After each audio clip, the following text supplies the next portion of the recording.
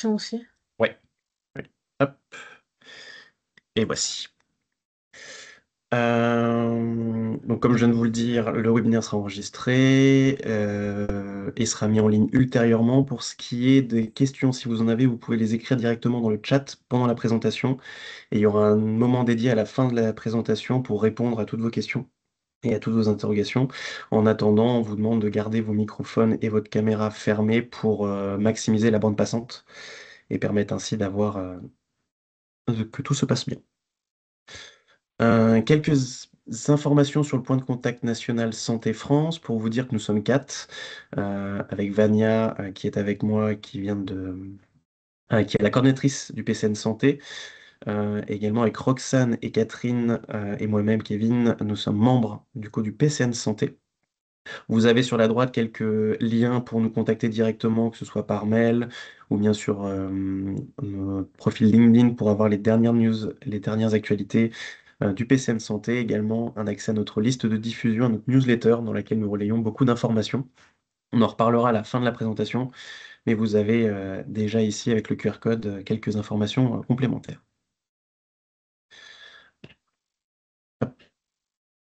Je vais commencer par une brève introduction sur Horizon Europe et le cluster santé, mais je tiens tout de suite à vous préciser que une présentation plus complète a été réalisée par Vania hier, qui présente justement Horizon Europe et différentes types d'appels à projets qu'on peut trouver au sein du cluster santé et de d'autres appels à projets en partenariat avec la Commission européenne ou d'autres acteurs dans la thématique santé.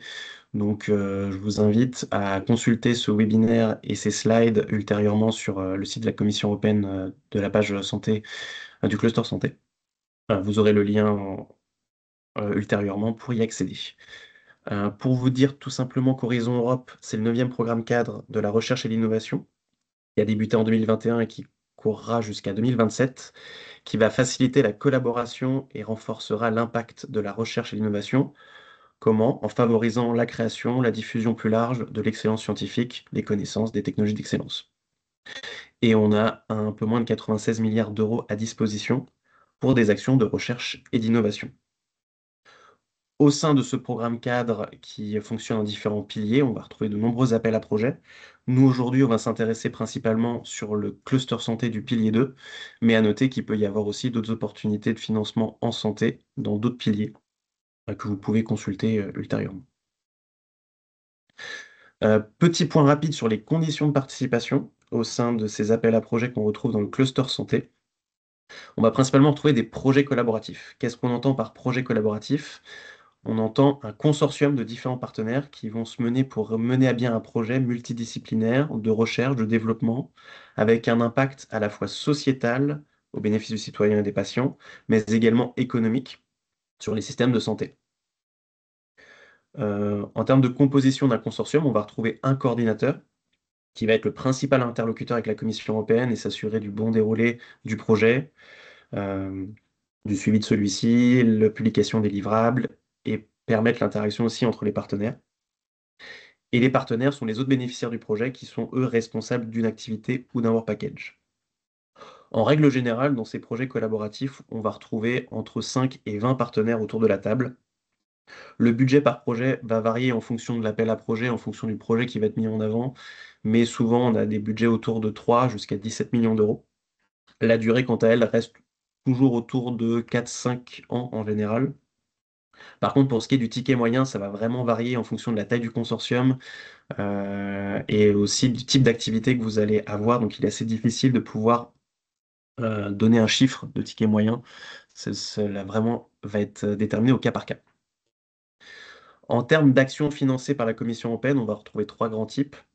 Les appels RIA, Research Innovation Action, les appels IA, Innovation Action, et les appels CSA, Coordination and Support Action. Pour ce qui est des appels RIA, ce sont des actions de recherche fondamentale et appliquée permettant le développement, l'intégration de technologies, la réalisation d'essais, la validation d'un prototype à une petite échelle dans un laboratoire ou dans un environnement simulé. L'intérêt majeur, c'est que vous avez un taux de financement à hauteur de 100% pour les RIA. Pour ce qui est des IA, on va principalement s'intéresser à du prototypage, des essais, démonstrations de pilotes, la validation de produits à grande échelle et première commercialisation. Les projets peuvent inclure des activités limitées de recherche et développement. Pour ce qui est du taux de financement, on est plutôt sur 100% pour les entités publiques et 70% pour les entités privées. Et enfin, le dernier type d'action, les CSA, sont principalement des études de design qui sont financées ici pour de nouvelles infrastructures, des activités complémentaires de planning stratégique, des mises en réseau, une coordination entre des programmes de différents pays, etc. Et on a des taux de financement autour de 100%. En complément de ces trois grands types d'actions, vous avez plusieurs éléments que vous pouvez faire financer, notamment les coûts directs de votre projet, en lien direct avec celui-ci, que ce soit des coûts de personnel, qu'ils soient permanents ou non permanents, une sous-traitance, que ce soit des autres types de coûts, tels que des déplacements, des missions. Les équipements sont également éligibles sous forme d'amortissement. Vous pouvez également faire financer d'autres biens, d'autres travaux et d'autres services, notamment les consommables, et dans certains cas, certaines catégories spécifiques de coûts. À noter que les coûts indirects sont financés également. Il s'agit d'un taux forfaitaire de 25% des coûts directs, mais sont exclus de ce calcul les montants de sous-traitance, le volontariat, les supports financiers des tiers et les coûts unitaires spécifiques. Maintenant, rentrons dans le vif du sujet avec les appels à projets présents cette année en 2025. Au sein du cluster santé, vous avez différentes thématiques. Au total, vous en avez 6, et aujourd'hui, on va s'intéresser à la sixième, qui permet le soutien d'un secteur santé innovant, durable et compétitif au niveau européen. Juste avant de rentrer dans le vif du sujet, quelques petits éléments de structuration. Dans le cahier des charges de la publication du programme de travail qui est fait par la Commission européenne, vous avez toujours une structure spécifique qui présente les destinations et les différents topics, les appels à projets qui sont présents cette année et que vous pouvez solliciter pour financer votre projet. Pour ce qui est de la destination, vous avez toujours le titre associé à cette destination, un objectif précis de celle-ci qui description de la destination avec un état des lieux et des objectifs spécifiques à atteindre ici. Et vous avez les impacts attendus à long terme, une liste d'impacts en lien avec les plans stratégiques de la Commission européenne, les propositions de projet de l'ensemble des topics de la destination doivent contribuer à atteindre. Et une fois qu'on a cette présentation des différentes destinations, pour chaque destination, vous avez les topics qui apparaissent. Et vous avez, dans notre cas pour de la destination 6, trois topics. Donc ce sera 6.1, 6.2 et 6.3.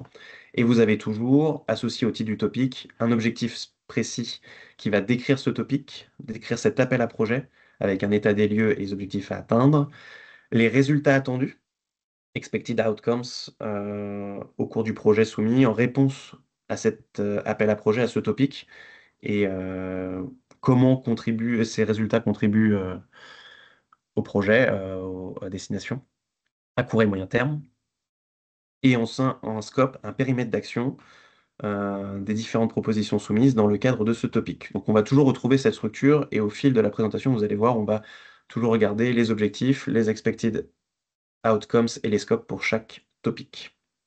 Mais tout d'abord, restons sur la destination 6, soutenir un secteur santé innovant, durable et compétitif au niveau européen. Et laissez-moi vous donner quelques informations complémentaires sur cette destination qui sont présentes dans le cahier des charges publié par la Commission européenne, qui est actuellement sous l'état de draft, mais qui devrait être officialisé, publié incessamment sous peu.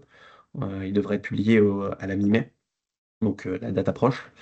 Il y aura très peu de changements, à mon avis, sur les éléments qui vont vous être présentés. Mais attendez d'avoir le document final pour vérifier cela. Pour ce qui est des objectifs de la destination 6, celle-ci s'inscrit dans les orientations stratégiques du programme Horizon Europe afin de renforcer la résilience, la compétitivité, la durabilité et la souveraineté technologique de l'industrie européenne de santé. Trois actions sont visées ici: soutenir l'adoption de l'innovation de rupture, qu'elle soit technologique ou sociale, réduire la dépendance aux importations et renforcer l'accès équitable aux soins. Les projets financés dans le cadre de cette destination 6 soutiendront la politique industrielle de l'Union européenne en mettant l'accent sur trois éléments principaux: le renforcement de la résilience du marché unique, via la prise en compte des dépendances stratégiques de l'Union européenne, l'acquisition d'une souveraineté technologique et l'accélération des transitions vertes et numériques, la mise en œuvre d'une stratégie de marché unique numérique, en fournissant des preuves et des lignes directrices aux parties prenantes et aux régulateurs pour assurer l'adoption des innovations en soutenant la durabilité environnementale, fiscale, socio-économique, tout en favorisant l'accès aux soins de santé et en réduisant les inégalités dans les différents domaines de la santé. Et enfin, le soutien à la mise en œuvre des règlements sur les dispositifs médicaux et les dispositifs médicaux in vitro, ainsi qu'à la stratégie pharmaceutique pour l'Europe. Et donc ces différents objectifs vont être retrouvés dans les différents topics qu'on va voir plus tard. Les différents impacts attendus ici, vous avez un code couleur qui identifie en vert les acteurs concernés et en rouge les actions spécifiques à mener. On va voir trois principaux acteurs, types d'acteurs ici, avec l'industrie de santé, également les patients, les autorités publiques de santé, les régulateurs. On a également les citoyens et également la sécurité de la santé au niveau européen. L'objectif ici va être d'avoir une Europe plus compétitive, euh, maintenir le leadership européen dans tout ce qui est innovation technologique de pointe en santé. Plus spécifiquement pour les PME, l'objectif va être de permettre la création d'emplois, de renforcer la stabilité économique et l'évolution de ces entreprises, leur permettre également un meilleur maintien, un accès au marché plus fort. Il y a un travail qui va être effectué tout autour de la chaîne de valeur pour permettre l'identification des besoins nécessaires à toute la partie scale-up et take-up des solutions. Pour ce qui est des citoyens, des patients, il va y avoir l'amélioration de l'accès aux soins, des bénéfices de soins, etc., etc. Je passe les détails, vous pouvez vous référer également à la description de la destination 6 du Work Programme 2025 pour compléter ces éléments qui devront quand même figurer dans vos propositions pour pouvoir maximiser vos chances d'obtenir les financements. Au sein de la destination 6, on retrouve trois topics qui sont représentés ici. Le premier, Optimizing the Manufacturing of Advanced Therapy Medicinal Products, ATMPS. Il s'agit d'un appel à projet en une seule étape, dont la deadline est le 16 septembre 2025. Il s'agit d'un appel à projet de type IA Innovation Action, et la Commission européenne envisage de financer 5 projets autour de 6-8 millions d'euros. Le deuxième, Digitalization of Conformity Assessment Procedures of Medical Devices and In Vitro Diagnostic Medical Devices, s'agit également d'un appel à projet en une seule étape, dont la deadline est le 16 septembre 2025. Il s'agit d'un CSA. Ici, un seul projet sera normalement financé autour de 4 millions d'euros. Et enfin, le dernier topic, Facilitating the Conduct of Multinational Clinical Studies of Orphan Devices and of Highly Innovative Breakthrough Devices.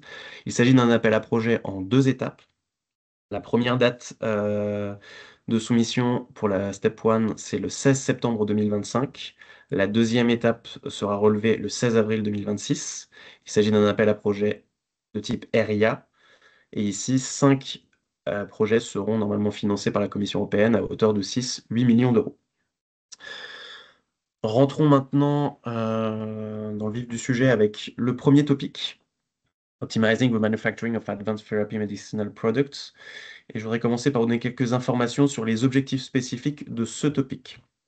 L'idée ici, ça va être d'optimiser la production des thérapies innovantes en améliorant leur montée en échelle, leur efficacité, leur qualité, leur accessibilité. L'idée, ça va être de soutenir le développement de technologies avancées, aider à la standardisation des processus et à la collaboration entre acteurs pour rendre ces traitements plus accessibles, notamment pour des maladies plus courantes.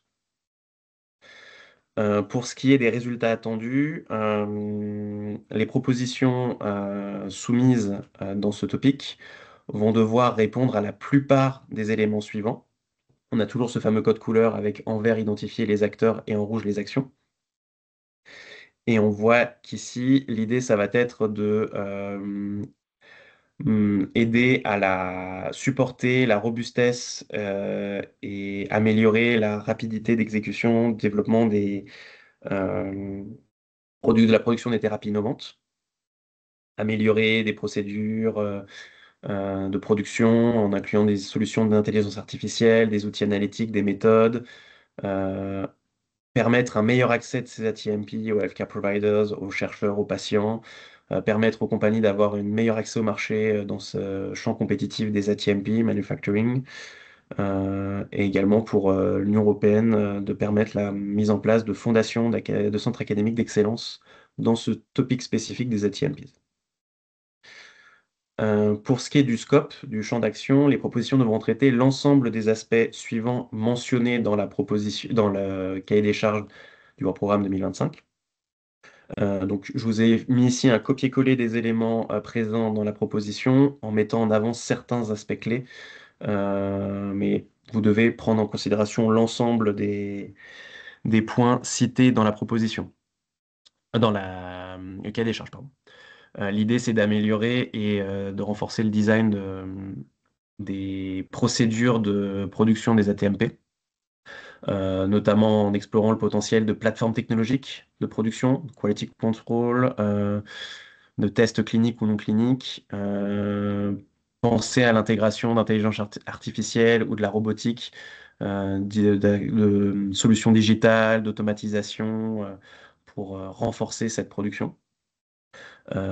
Également, par exemple, faciliter, permettre la réduction du temps et du coût nécessaire au développement de la production de ces ATMP, tout en maintenant une bonne qualité et un bon contrôle de celle-ci. Et également, comme les objectifs de la destination 6, toujours mettre en avant ce côté green, sustainable de la production pour minimiser l'impact environnemental. Quelques spécificités ici au sein du topic 1. Dans la cahier des charges, la participation des PME est fortement encouragée par la Commission européenne. Et également, la Commission européenne souligne l'importance de se rapprocher d'un projet CSA, Coordination Support Action, appelé Joint for ATMPs, dans le but de créer des synergies, des complémentarités avec ceux-ci. Donc, n'hésitez pas dès maintenant à identifier des actions conjointes que vous pourriez mener avec ces acteurs. Je vous ai mis ici le lien Cordis de ce projet. Cordis, qui est la plateforme qui recense l'ensemble des projets financés, dans lequel vous avez un abstract qui présente le projet financé, et vous avez également accès à des livrables publics, si ceux-ci ont déjà été publiés. La Commission européenne met aussi en avant la possibilité de participation des Joint Research Centers, des JRC, comme membres du consortium. L'idée ici, c'est que dans la proposition, vous indiquez les possibles aspects de collaboration avec ces fameux JRC, mais c'est la Commission européenne qui, elle, mettra en contact les consortiums sélectionnés avec les JRC en cas de financement. Mais on vous conseille de prévoir tout de même un budget pour ces types de collaboration, dès à présent, dans vos propositions. Ici, vous avez une liste de documents mis en avant par la Commission européenne ou bien des suggestions du PCN dans le cadre des contextes politiques européens sur ce sujet des ATMPs pour pouvoir étoffer vos propositions et répondre aux impacts, aux expecting impacts de la Commission européenne sur ces aspects résilients, green, digitaux, etc. Et à droite, vous avez les partenaires à inclure et solliciter. Il s'agit d'une liste non exhaustive, mais c'est les différents acteurs que l'on a pu voir dans le cahier des charges 2025 qui ont été cités par la Commission européenne. Et pour finir sur le topic numéro 1, vous avez ici une liste non exhaustive de projets déjà financés dans une thématique proche de celle proposée cette année dans ce topic numéro 1, avec des appels issus d'Horizon Europe, avec notamment un EUC Pathfinder par exemple, ou bien des appels H2020, Horizon 2020, avec des appels issus de Cluster Santé d'Horizon 2020 dans les Societal Challenges, ou bien un programme FED Flagship qui était disponible. Et vous avez à chaque fois les liens cliquables pour accéder à la page Cordis qui présente ce projet, pour avoir accès à des informations complémentaires sur celui-ci. Et peut-être ça peut vous servir de source d'inspiration pour compléter des travaux déjà réalisés, déjà identifiés, ou des problèmes déjà identifiés dans des projets déjà déposés. Pour ce qui est du topic numéro 2, Digitalization of Conformity Assessment Procedures of Medical Devices and In Vitro Diagnostic Medical Devices, l'objectif ici, c'est de soutenir la mise en œuvre harmonisée et efficace des règlements européens sur les dispositifs médicaux et les dispositifs de diagnostic in vitro, en favorisant leur digitalisation. Donc ici, l'objectif, c'est de favoriser la digitalisation d'un processus d'évaluation de conformité de ces dispositifs médicaux pour les rendre plus efficaces, plus transparents, plus prévisibles. et ainsi réduire les charges administratives, notamment pour les PME, et ainsi accélérer les délais de certification tout en assurant un haut niveau de sécurité pour les patients. Pour ce qui est des résultats attendus, ici la Commission européenne met en avant différentes actions qui doivent être prises en considération par les porteurs et la plupart de ces éléments doivent être intégrés à la proposition. L'objectif est donc ici de proposer des procédures digitalisées plus efficaces, moins onéreuses, plus prévisibles, afin de réduire les coûts et les durées liées à ces démarches administratives. Et donc, ça va avoir un impact sur les différents acteurs type Notified Bodies, Device Developer and Manufacturers, mais également les PME et dans leur démarche administrative. Pour ce qui est du périmètre d'action de ces projets, les propositions devront donc couvrir l'ensemble des aspects suivants. Donc, toutes les étapes des procédures MDR, IVDR, inclure tous les acteurs impliqués dans les procédures d'évaluation de la conformité et avoir une bonne représentation des différents organismes notifiés euh, qui sont impliqués ici. Et ensuite, je vous ai mis également un copier-coller assez long des informations présentes sur le cahier des charges de ce topic 2 qui est disponible de la part de la Commission européenne. Mais encore une fois, toutes les activités mentionnées dans ce Work Programme 2025 devront être traitées et considérées dans la proposition. Et donc, il y a pour toute l'étape de faisabilité study, d'étude de faisabilité, il va falloir prendre en considération toutes les initiatives existantes, faire un état des lieux de ce qui a été fait, évaluer ce qui est pertinent ou non à conserver, à développer, identifier les différentes étapes de digitalisation pour cette procédure d'évaluation de conformité, collecter, analyser différents feedbacks que vous pouvez avoir des différents acteurs clés, des organismes notifiés, etc. Et développer des spécifications techniques, déterminer les spécifications techniques pour réaliser cette digitalisation. Suite à cette étude de faisabilité, il va y avoir une phase de pilote à réaliser et développer un pilote, soit pour une partie, soit pour la totalité de cette procédure d'évaluation de conformité des MDR et VDR. Et également développer une plateforme dédiée pour lancer ce pilote, ou alors identifier une plateforme déjà existante qui serait compatible avec votre projet, avec ce pilote, et que vous pourrez réutiliser. Et ensuite, pour finir, il y a la mise en place d'une roadmap afin d'identifier les différentes étapes pour exploiter ce pilote et afin de proposer une procédure d'évaluation de conformité digitalisée ici.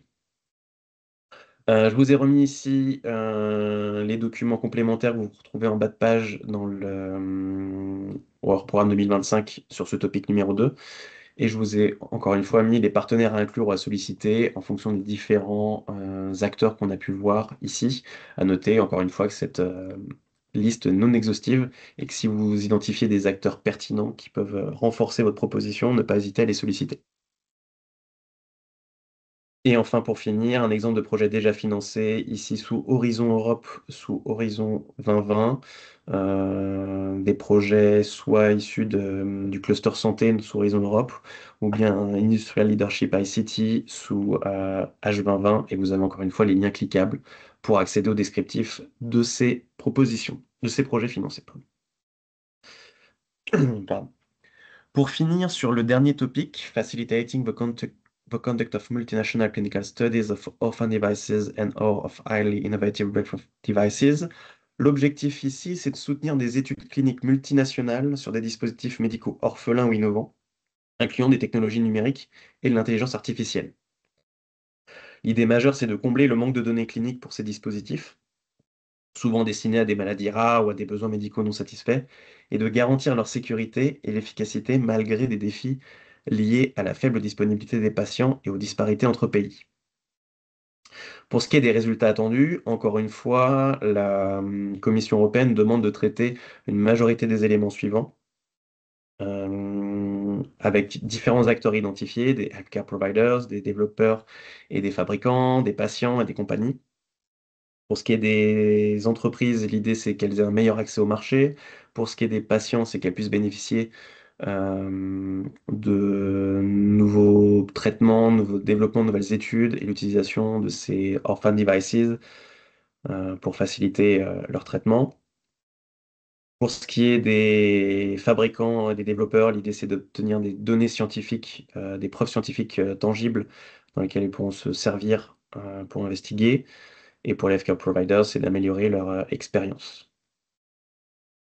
Pour ce qui est du scope de ce topic numéro 3, les propositions vont devoir ici démontrer qu'elles abordent toutes les activités suivantes, donc l'ensemble de ces activités pour un dispositif orphelin ou bien pour un dispositif hautement innovant, voire pour les deux, que ce soit avant ou après la mise sur le marché, dans le but général de générer des données à l'appui du marquage CE en vertu des règlements sur les dispositifs médicaux, sur les dispositifs médicaux de diagnostic in vitro.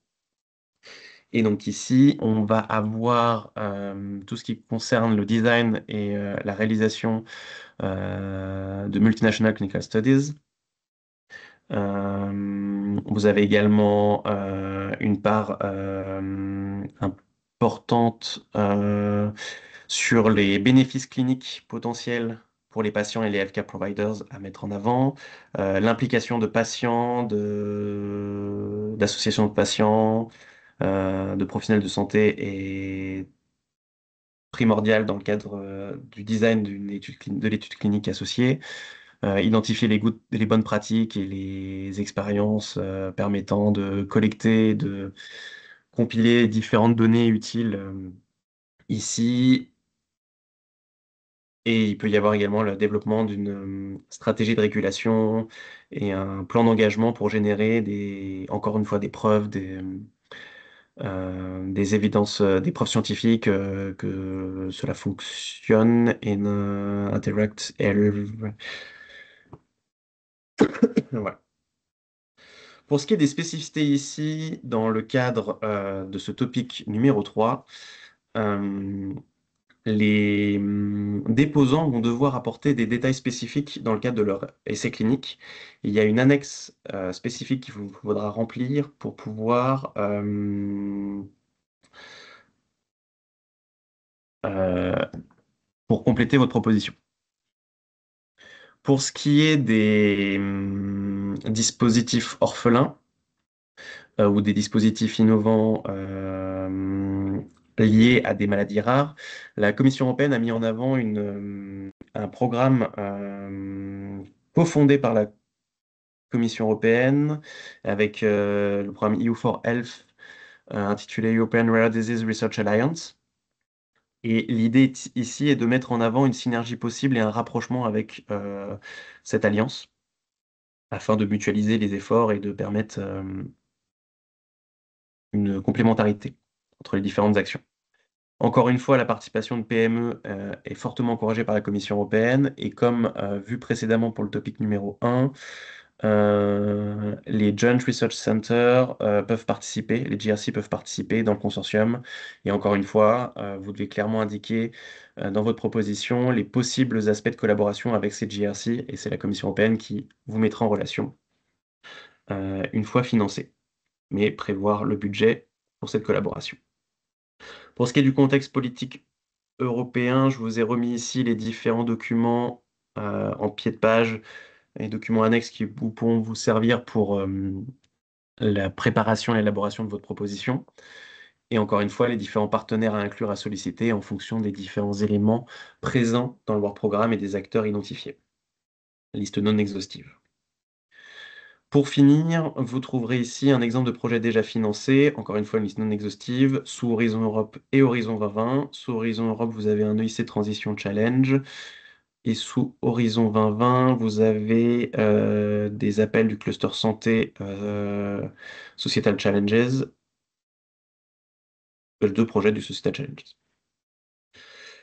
Voilà ce qui conclut ces trois topics. Et pour finir cette présentation, deux éléments restants. Le premier, c'est l'aide au montage. Vous avez la possibilité de faire financer une partie du montage de de votre proposition, notamment via le diagnostic PTI, Partenariat technologique innovant, proposé par BPI France à destination des PME Il s'agit d'une subvention qui couvre 50% du montant TTC de la prestation d'un expert conseil qui peut vous aider dans la rédaction et dans la constitution de votre dossier. Les dépôts se font au fil de l'eau et vous avez une réponse souvent rapide de 2 semaines. Et cette aide est éligible quel que soit le rôle de la PME dans le consortium, soit en tant que chef de file, soit en tant que partenaire. C'est juste le montant de l'aide qui sera différent. Pour ce qui est des acteurs académiques, il y a également le MRSEI pour les partenaires académiques, montage de réseaux scientifiques européens ou internationaux. Je vous le cite ici, mais malheureusement, les dates de soumission ne coïncident pas avec les prochaines dates de dépôt du cluster santé, puisque l'appel MRSEI, la prochaine deadline de l'appel MRSEI, c'est le 15 septembre 2025 et nos appels se clôturent le 16 septembre. Mais à noter que celui-ci existe pour vos futures demandes de projet. Et pour finir, juste quelques actualités du PCN Santé pour vous mettre ici quelques liens utiles pour pouvoir suivre l'actualité, les différentes informations que nous pouvons publier. Vous avez notamment le site web français Horizon Europe du cluster santé, dans lequel vous allez avoir des boîtes à outils, des tips, des bonnes pratiques, les replays des webinaires, les slides également de ces webinaires à disposition. Notre page LinkedIn du PCN Santé, également la liste de diffusion, le lien pour vous inscrire à la liste de diffusion du PCN Santé. Il s'agit d'une newsletter dans laquelle vous avez différentes informations au niveau d'Horizon Europe qui concernent spécifiquement le cluster santé. Vous avez également le café RHE Relais Horizon Europe, dans lequel il s'agit de moments d'échange entre nous, équipe PCN, et les différents inscrits du Relais Horizon Europe, qui se fait principalement en visio, parfois en présentiel, qui vous permet de recevoir des informations ciblées, pertinentes sur les appels ouverts ou à venir, les programmes de travail du cluster santé d'Horizon Europe, etc.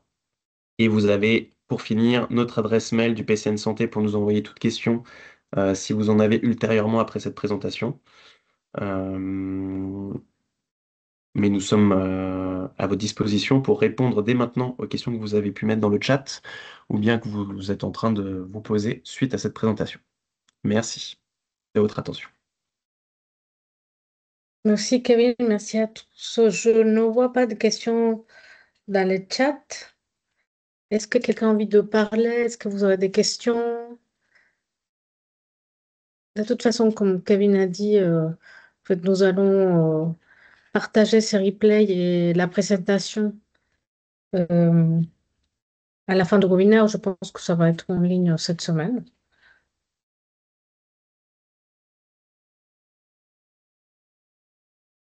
Ne soyez pas timide, c'est le moment de pousser des questions à Kevin. En attendant, pour meubler, j'en profite, j'ai oublié une petite information de vous donner. Dans le topic 2, le topic 3, le seul topic qui est en 2 étapes, vous précisez que la première étape d'évaluation se fait C'est un type de blind evaluation.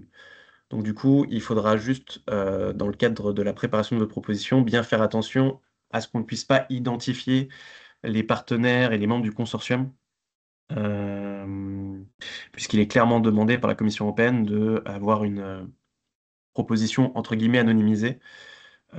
Et c'est seulement au cours de la deuxième étape où vous pourrez donner plus d'éléments, plus d'informations spécifiques sur votre candidature. Et je crois que, je sais plus si je l'ai dit, mais toutes les subventions se font sous forme de lump sum, de forme somme forfaitaire. Toutes les subventions qui ont été évoquées ici.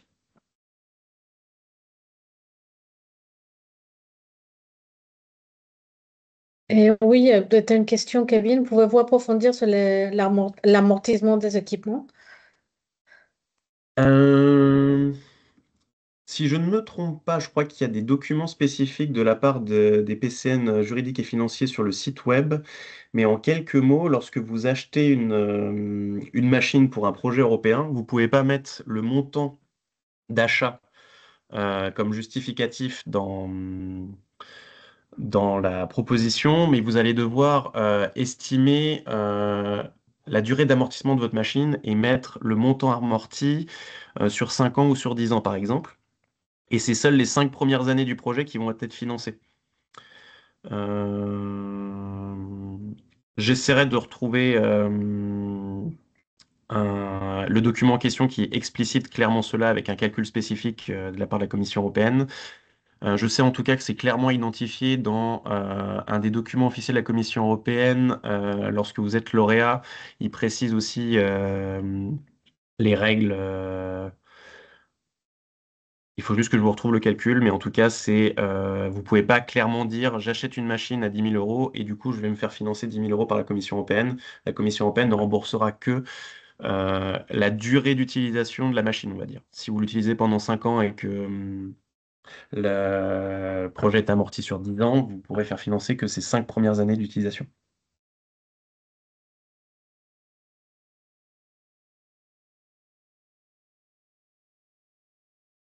Et, clinique d'essai selon phase 2 vaccin ARN messager, consortium européen Suède Estonie, est-il éligible? Oui, en fait, si votre question est-ce que vous pouvez postuler un appel Horizon Europe? Et oui, parce que vous avez besoin d'avoir au moins 3 partenaires européens ou, ou associés Horizon Europe. Et il est éligible. Par contre, il faut trouver le bon appel à projet. Euh, je ne crois pas que tu me dirais si je me trompe, Kevin, Oui. mais les appels de la destination 6 n'incluent pas, en fait, aucun appel est éligible phase 2, que c'est clinique phase 2. Je suis pas sûr. En fait, c'est peut-être pas Alors, le bon guichet, mais en tout cas, c'est. Il y a une main levée. Soit si que vous pouvez Oui, bonjour. parler. J'ai une question sur le dernier topic sur l'étude clinique, enfin, sur mhm. le thème qui est voilà, ce sujet-là. Est-ce que vous auriez plus d'indications sur ce qui est demandé au sujet de la stratégie réglementaire à développer dans le cadre du projet? Parce qu'en fait, c'est pas hyper précis, de même pour l'interaction avec les regulators and relevant bodies. Est-ce que vous savez s'il faut interagir en amont et ça fait partie enfin, du call, ou bien est-ce que c'est... Je ne sais pas, je voulais avoir plus d'informations, je ne sais pas si vous en avez, sur vraiment ce qu'il faut initier dans le cadre du call sur ce sujet.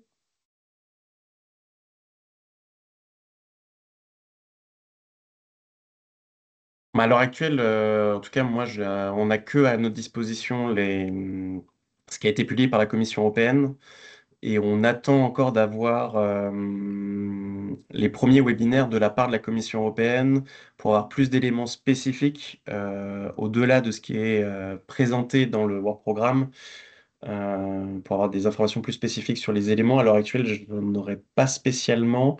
Mais ce qui va être possible à partir de la fin du mois, c'est de pouvoir directement contacter les personnes qui ont établi le call, l'appel à Mhm. projet, et on va pouvoir clairement leur poser la question. Donc on prend Ok, note et on va leur poser cette question pour qu'ils puissent nous répondre très précisément. Et on revient vers vous dès qu'on a l'information.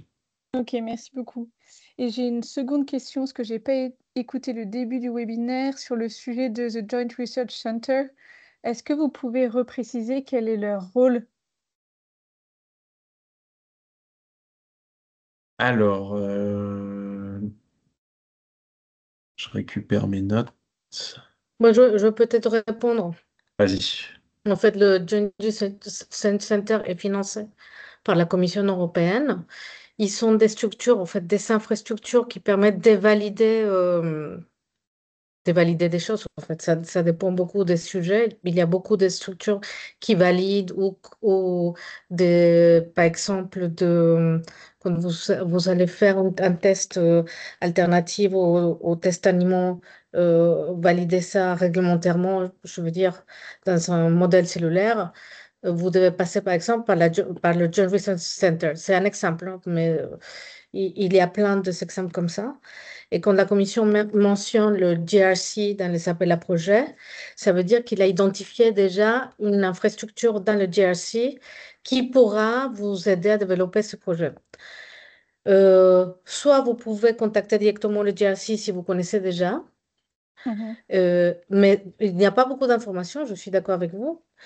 Et soit, si le projet est financé, la commission va vous donner le contact direct. Et ce qui est exigé dans les appels à projets, c'est pas de les inclure dès le départ dans votre consortium, mais de allouer un budget de networking pour le GRC. Ok, Parce que comme le GRC est financé directement par la Commission, il ne pourra pas faire partie de votre consortium de la même façon qu'un bénéficiaire autre. ok. Mais en fait, comme il est marqué qu'il faut qu'on indique les possibles aspects de collaboration, en fait, si on ne sait pas forcément précisément sur enfin, quel sujet ils peuvent valider. En fait, ça dépend vraiment de chaque projet. Euh, En fait, ce que nous conseillons, c'est au budgétiser, quoi. Prenez en compte un petit budget pour interagir avec eux. Oui, ok. Merci. Il y avait une autre question, je crois, dans le chat. Est-ce qu'il y a un coût maximal à destiner pour l'équipement? À ma connaissance, non, tant que c'est bien justifié. Après, il faut avoir quand même une bonne répartition du budget entre les différents acteurs du consortium, pas qu'il y ait le coordinateur qui récupère la totalité de l'argent, que ce soit bien dispatché entre les salaires et le temps alloué pour chaque activité, les coûts de sous-traitance, les coûts de consommables ou d'équipement.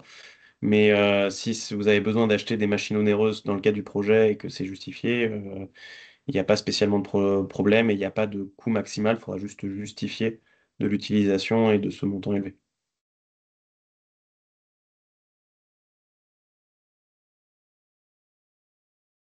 Est-ce qu'il y a d'autres questions? Euh, il n'y a plus de questions. Je vais quand même vous mettre dans le chat la boîte outils du PCN juridique et financier qui parle de ces aspects qui sont communs à d'autres clusters et différents appels à projets.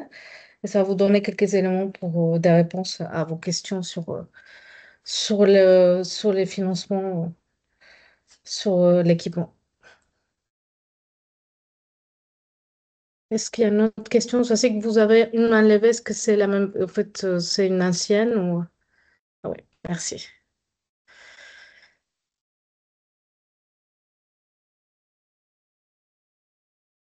En tout cas, si vous avez d'autres questions ultérieurement, pas hésiter à nous contacter par mail euh, ou par autre interaction possible si vous nous croisez à certains événements ou autres. On est là pour répondre à vos questions, vous aider, vous orienter. Si vous avez des projets plus spécifiques, merci Vania d'avoir mis le mail générique dans le chat. Pas hésiter à nous contacter et on peut échanger plus particulièrement sur vos projets si vous avez déjà identifié un consortium ou que vous cherchez justement à rentrer dans un consortium. C'est des choses qu'on peut faire. Euh, Pas hésiter à nous donner des informations complémentaires par mail. On peut organiser des rendez-vous, échanger avec vous et vous aider dans ces premières étapes de montage de projet pour vous orienter. À noter que nous, malheureusement, on ne peut pas faire de rélecture de projet par souci de temps. C'est vraiment spécifique au PCN Santé, mais qu'en tout cas, en amont et lors d'échanges ponctuels, on peut vous aider si besoin. On sera ravis de le faire. S'il n'y a pas d'autres questions, je vous propose de finir ici ce webinaire et on reste à votre disposition pour tout complément d'information. Merci pour votre participation. Merci à tout le monde.